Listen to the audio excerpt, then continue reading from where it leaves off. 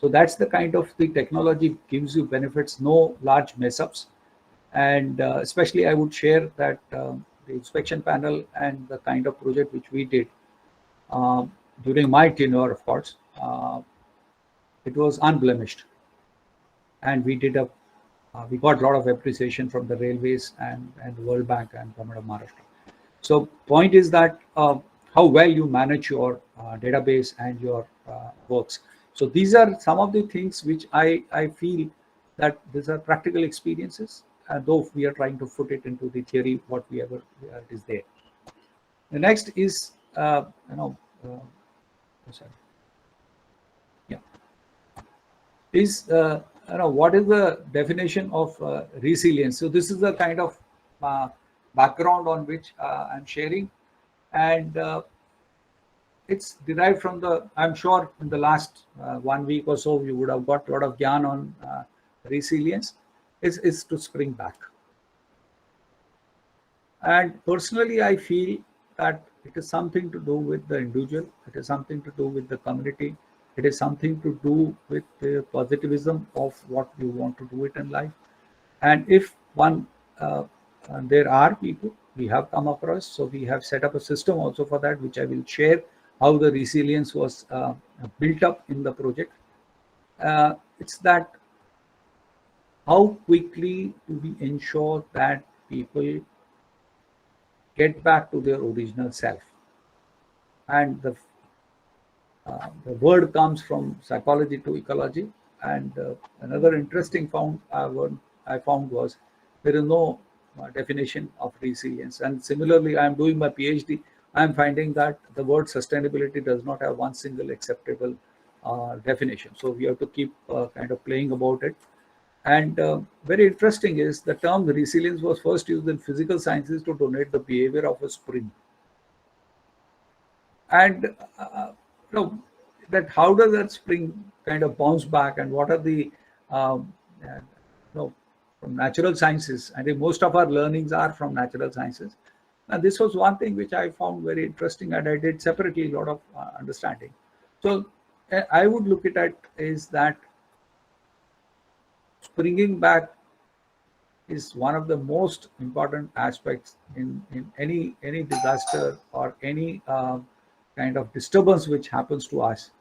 And if we are able to recover from it, I think better it is. COVID has taught us that if we start looking at COVID hai to kya kare kind of thing, it was one of the best experiences that people have sprung back. I myself was hospitalized for a long time, and then when I came back, I used to worry.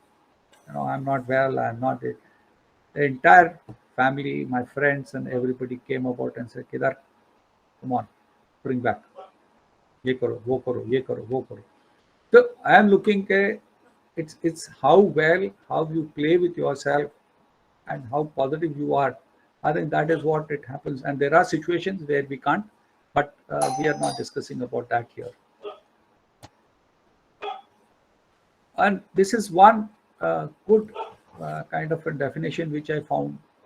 The capability of a strained body to recover its size and shape after deformation caused especially by compressive stress, and ability to recover from or adjust easily to misfortune and change.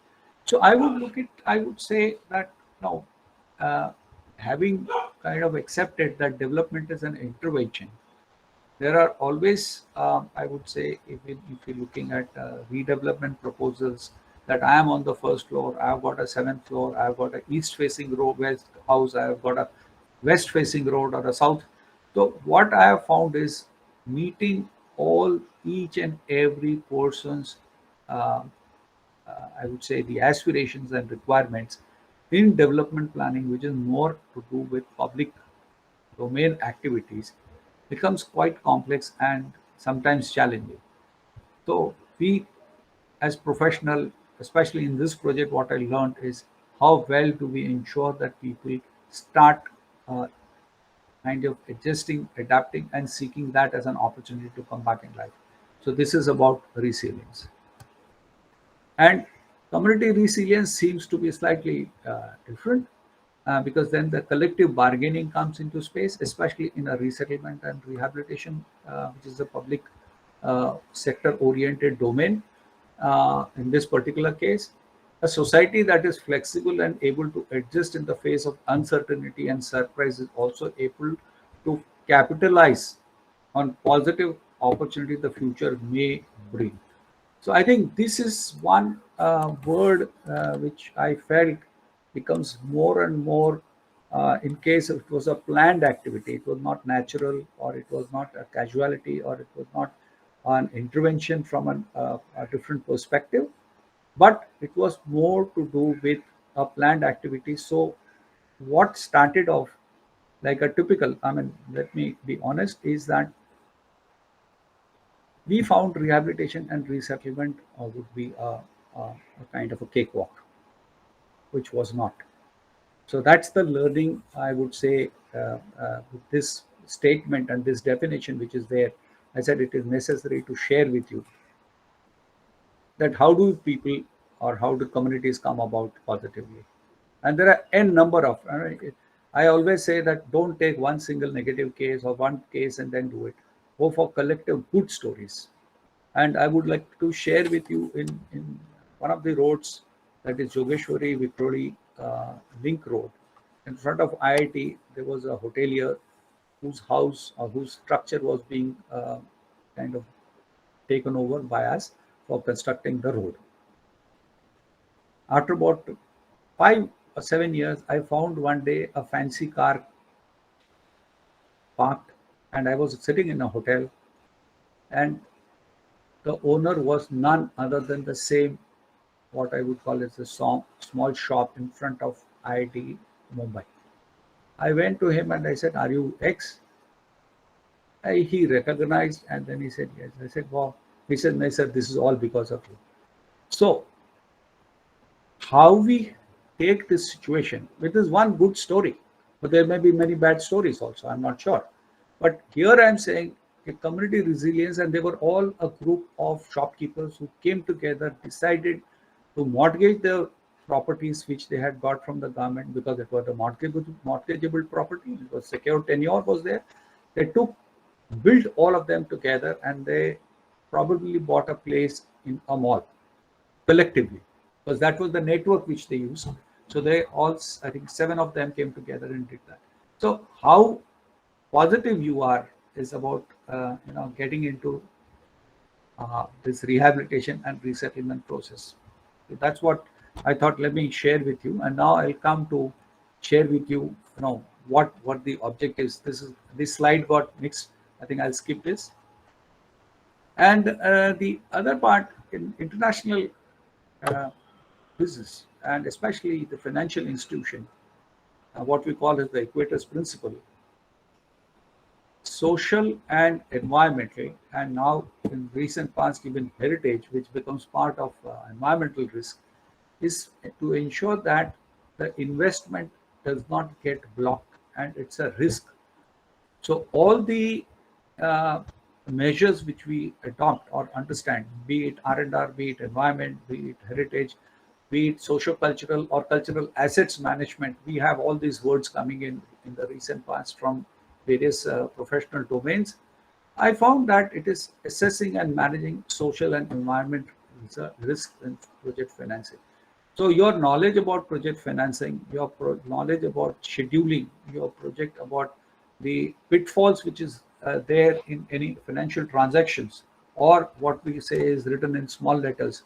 One needs to understand that part of the story, and then you look at whether we can do it, because a delay in a project impacts the community and the individual to bounce back, because they don't get the entitled space.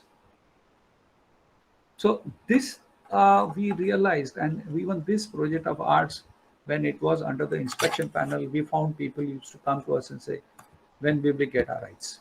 So these are few things which we need to keep it in mind, that most of the situations, if you have to manage amicably, positively, and look at that, how do I bounce back? At least 99.9% have out of box solutions. And I think if we accept it, it's better. If we don't, we adjust to it. And that's what I would look at. So then Equator's principle has become a globally recognized good practice in dealing with environmental and social risk assessments. I did a couple of these certification courses on this to understand from the various ISOs which is involved in this thing. And now the current takeoff from here in the last about 20 years, what I say, we call as that ESG, environmental social governance. Most of the large companies are coming out with these kind of practices. So what emerged per se as rehabilitation and resettlement from the, I would say, the World Bank's Narmada days and Meda Patkar, it is growing on a different platform, more from a business interest, more from kind of a project financing interest, and along with that ensuring that the countries get the funding agencies also get a kind of good rating in the financial markets. There are 10 guidelines, which I think I'm not getting it because they are by subject by itself. And the other one I would like to say, okay, Equator's principles, financing institution, they are rated, the World Bank and for instance, IFC, ADB, and there are quite a few private sectors also, private banking sectors who get recognized at following the EPFI kind of guidelines. They will not provide loans to projects which are not developed in a manner that is socially responsible and reflective of sound environmental management practices. So professionally, and I would say in the development planning domain, there has been a shift. There has been a kind of an understanding of the younger professionals, and there have been business practices, and there have been academic courses, especially on ESG. I would look at it, then ISO, I think 14001, and all of them. It is basically sensitizing us about these kind of things, including labor laws. I am dealing one large project, an industrial project, where we have following the ESG principles to the core.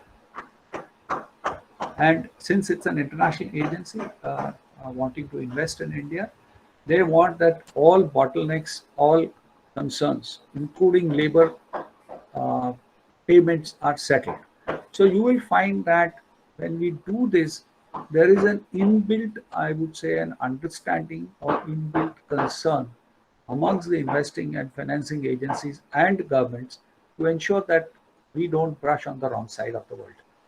So this is what I would say, that from a typical what we call as R&R, we are moving into some different domain, and that is becoming more and more kind of robust. And there are professionals who are being trained, and professionals who come with these kind of trainings and qualifications, who have in-depth, I would say, in-depth knowledge of the entire gamut of activities which is part of this R&R and other environmental management practices.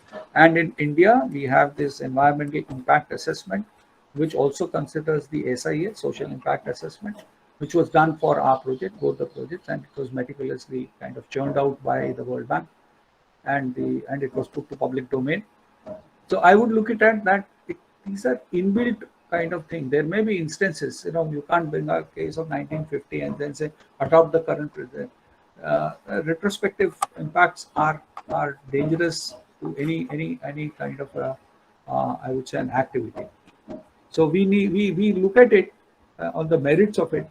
We don't discard. I mean, at least in our tenure, we didn't discard. We looked at the issues and try to understand how do we deal with that, so that people don't feel they have been left out. Because we are there is another thing which I find is in the planning domain, we are looking more into the kind of the inclusivity and the inclusive planning of these kind of projects, because things have changed. It is not pure land use planning per se or a civil engineering thing, but there are newer parameters, and there are specialists who work with large engineering and planning firms qualified to do these kind of things.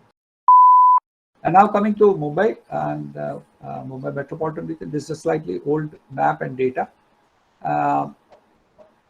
Today the area is about 6,000 square kilometers.